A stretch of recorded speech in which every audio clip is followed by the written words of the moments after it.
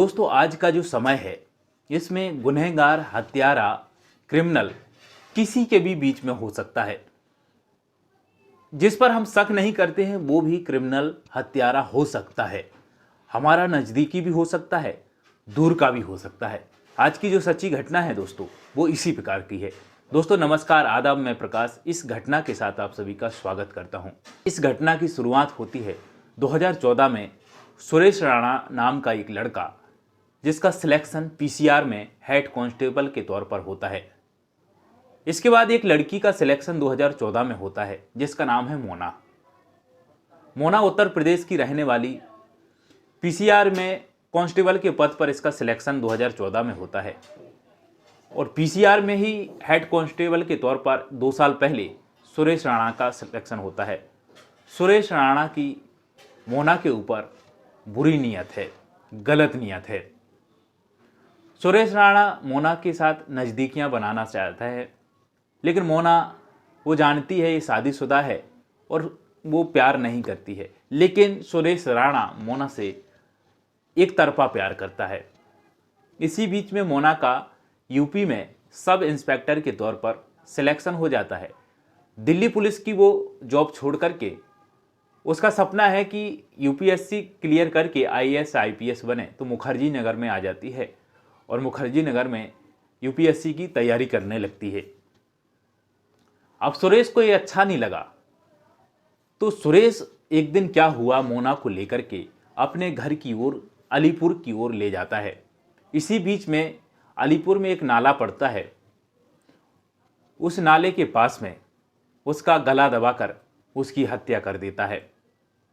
अब हत्या करता है तो नाले में उसका जो शव है, उसकी डेथ बॉडी है, उसको फेंकने की सोचता है। लेकिन वो फेंकने से पहले वो सोचता है कि इसको यदि ऐसा फेंकेंगे तो ऊपर भी आ सकता है, ये डेथ बॉडी ऊपर भी आ सकती है। तो इसमें पत्थर बांधकर उसको फेंकता है।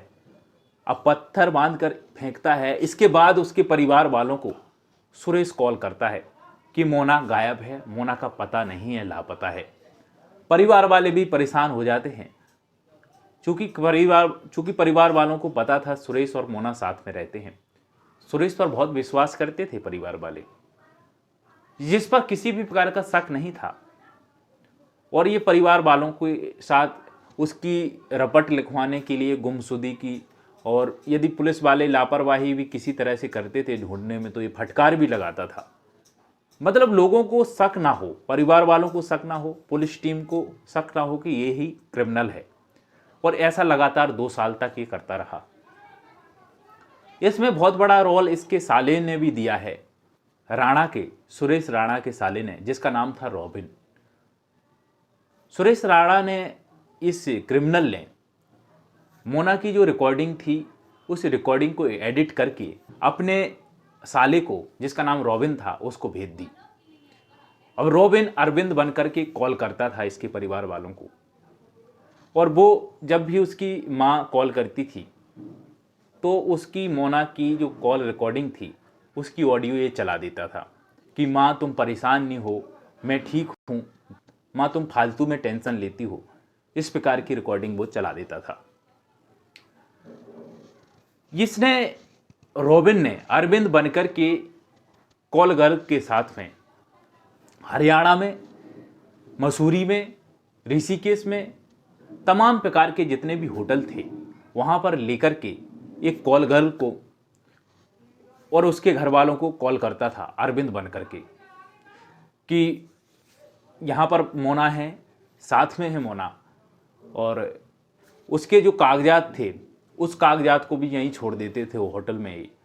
इसके बाद पुलिस को वो फ़ोन करते थे कि मोना की लोकेशन वहाँ मिली है, तो पुलिस उस होटल में जाती थी, देखती थी तो वो कागजात भी वहाँ मिले हैं। तो पुलिस भी इससे संतुष्ट हो जाती थी कि यहाँ पर एक लड़की आई थी, उसके कागजात भी मिले हैं। तो उनको ये शक ही नहीं हो रहा था कि लड़की का मर्डर हुआ है। वो ये सोच रहे थे कि लड़की खुद ही अपनी मर्जी से परिवार के पास नहीं जाना चाहती है। और इस प्रकार से धीरे धीरे करके 2 साल निकल गए।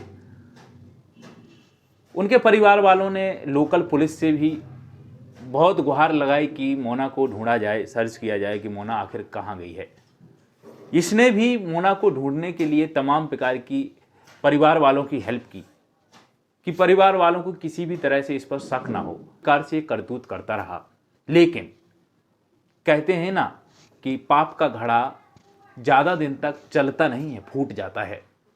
ऐसा ही एक दिन हुआ जब परिवार वालों ने दिल्ली कमिश्नर से गुहार लगाई कि मोना पीसीआर यूनिट में कांस्टेबल थी, 2 साल से लापता है, गुमशुदा है, लेकिन किसी भी तरह से इसका पता नहीं चल पा रहा है कि कहाँ है। मोना के परिवार वालों के साथ ही 5 राज्यों में खंगाल चुका था सुरेश राणा मोना के परिवार वालों के साथ, मोना के लिए।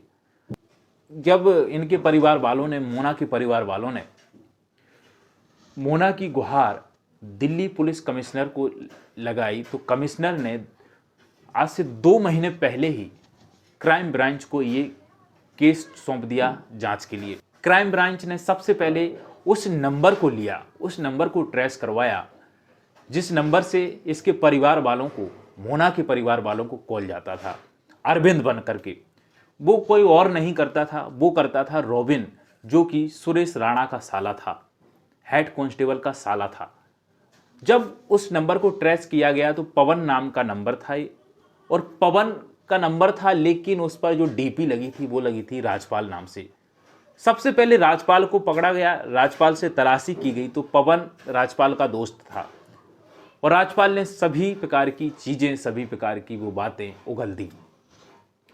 इसके बाद पता चला अलीपुर में एक कंकाल मिला है क्राइम ब्रांच को। उस कंकाल के लिए फॉरेंसिक टीम के लिए भेज दिया है। मोना के परिवार वालों का डीएनए लेकर के उससे डीएनए मैच करेंगे और पता चलेगा जब कि ये मोना का ही कंकाल है। अंततः सुरेश राणा हेड कांस्टेबल पकड़ा गया।